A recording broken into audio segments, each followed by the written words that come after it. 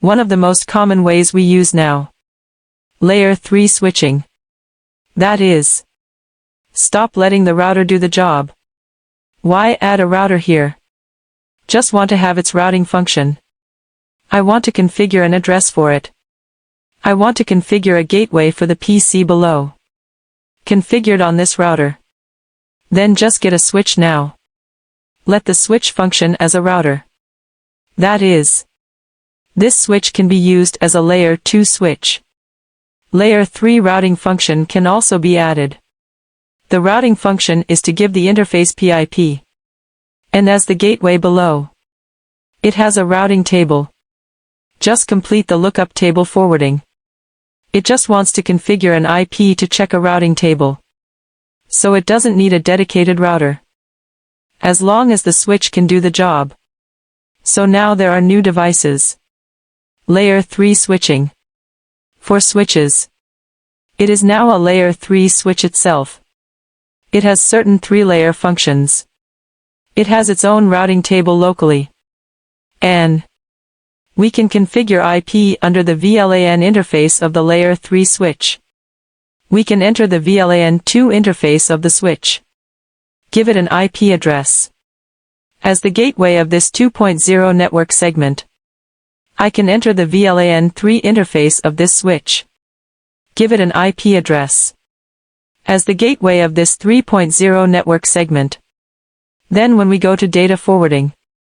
PC directly accesses across network segments to find the gateway. You can understand it as this switch. It has a fake router inside its body. This router also has its own interface. This interface is called SVI. This is the virtual interface of the switch. There is a routing table in the router. The router has its own interface. This interface is a VLAN interface. Let's look directly at the configuration. Let's first configure this one-armed root. I deleted this device. Turn it off too. Wait a minute, I reconfigure. Then I add a router in.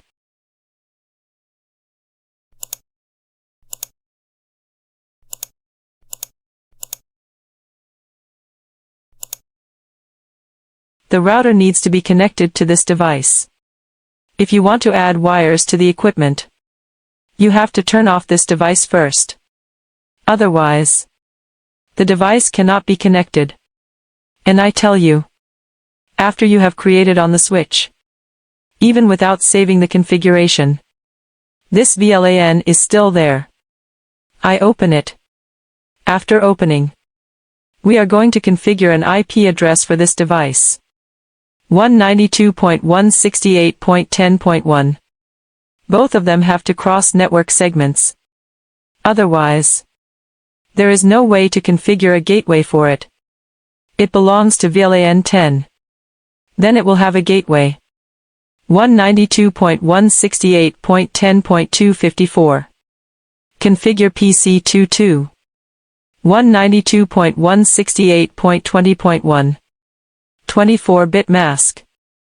Next configure the gateway. 192.168.20.254. Okay. This is their address plan. Then I'll reconfigure them. One arm is.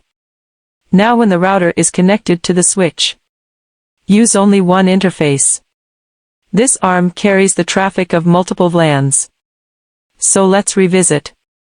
For routers, one of its interfaces must be able to handle VLAN 10 and VLAN 20 data. The data of VLAN 10 is handed over to one of its subinterfaces for processing. The data of VLAN 20 is handed over to one of its subinterfaces for processing.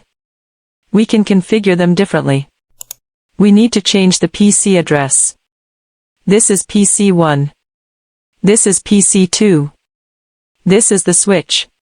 Slightly slower. This is the homework I left for you today. So when I configure, everyone should look carefully. The IP address is 192.168.10.1.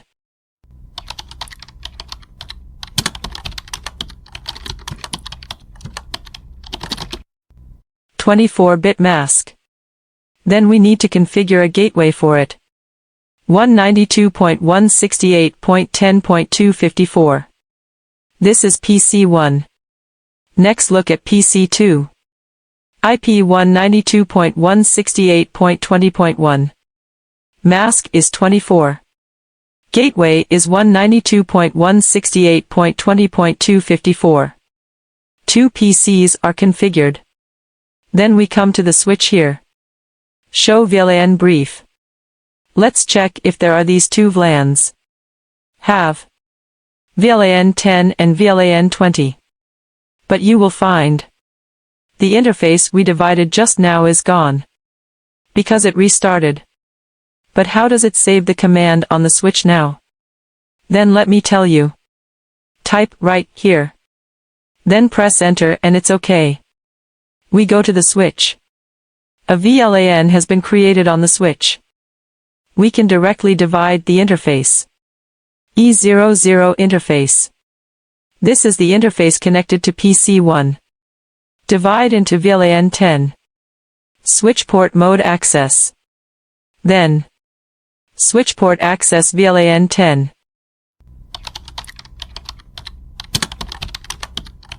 Then we enter the E01 interface. It is connected to PC2. We should change the mode to it first. Switch port mode access. After that the difference is. This time the VLAN should be written as 20. After that, we have to go to the 02 interface again. This is the interface connected to the router. Before we change its mode to trunk, we are going to enter a command. Switch port trunk encapsulation.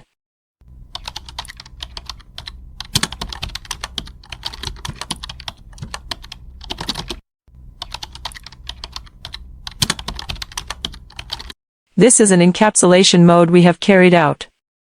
Then enter a question mark. We have two common. One is called .1Q. One is called ISL. .1Q is the public mode I just told you, called 802.1Q. ISL is proprietary in Cisco. We use ISL by default. So we manually change it to .1Q here. Now we are going to use .1Q. For example, many real machines with newer mirror images. You don't need to enter this command. But there are some old equipment. Still have to enter this command. In the emulator if you don't type. Instead, go directly to modify the schema. It will report an error. Before you enter mode trunk.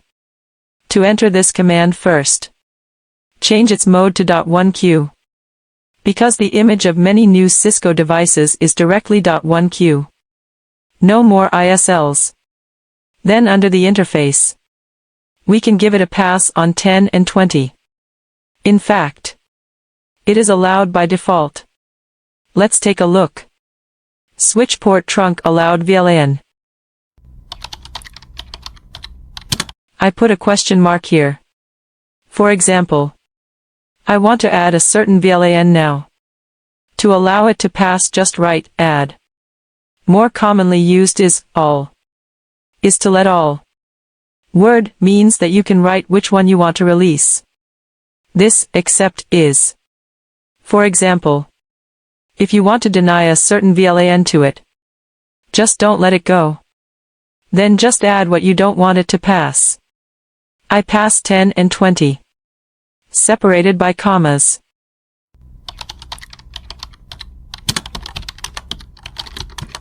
Do show run interface E02.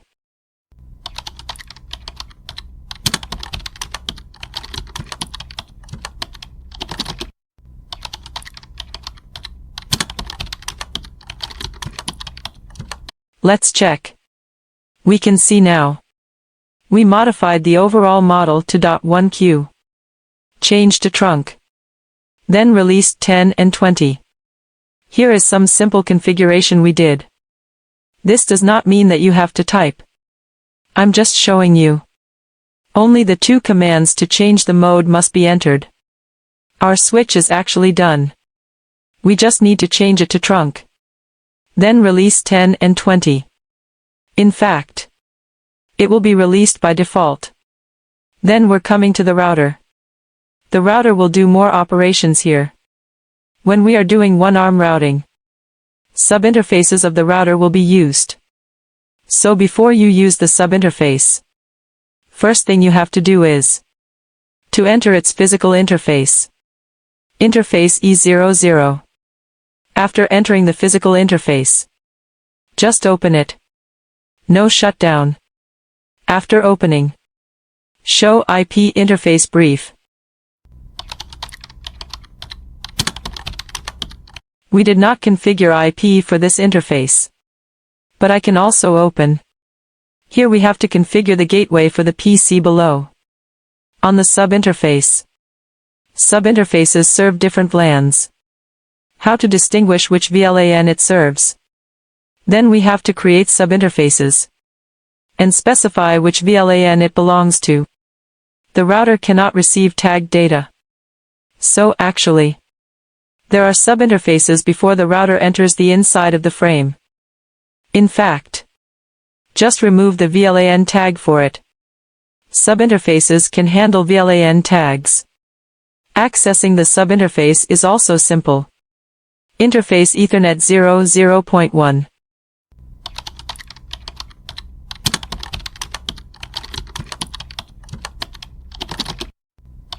Enter a question mark. This point is usually consistent with the VLAN below. So many subinterfaces. It's all a range you can define. So this has nothing to do with the VLAN below. But usually, we will write a few subinterfaces for the VLAN. It is VLAN 10. Write 10 later. Press enter. You can see I'm in the subif now. Let's check. Do show IP interface brief. We'll find out. There is a 00.10 in this list. It is also in the upstate. So this is what we call a subinterface. The subinterface has been created. After creating, we are going to configure the address for it. Before configuring the address, we first have to enter a command. We're going to assign .1q to it too. Then we write a 10 in the back. The meaning of this 10 is different from the 10 above. Here's this 10. It refers to. Now this subinterface has the processing capability for VLAN 10. Tag VLAN 10 here in the future. When passing here, I am here if I write this command. Then it can strip the VLAN 10 tag. So this VLAN 10 actually operates on the tag. So the 00.10 we just wrote, it's actually nothing. It is just to identify that the bottom is now VLAN 10. No matter what to write, will not affect the results of today's experiment. It's just that it's easier to remember when we write like this. Okay. We press enter. The subinterface can process the data carrying the tag. Anyone who comes in will strip the tag. Anyone sent from here will be tagged. This is our stripping of the tag. If we want to achieve PC cross-network segment mutual access,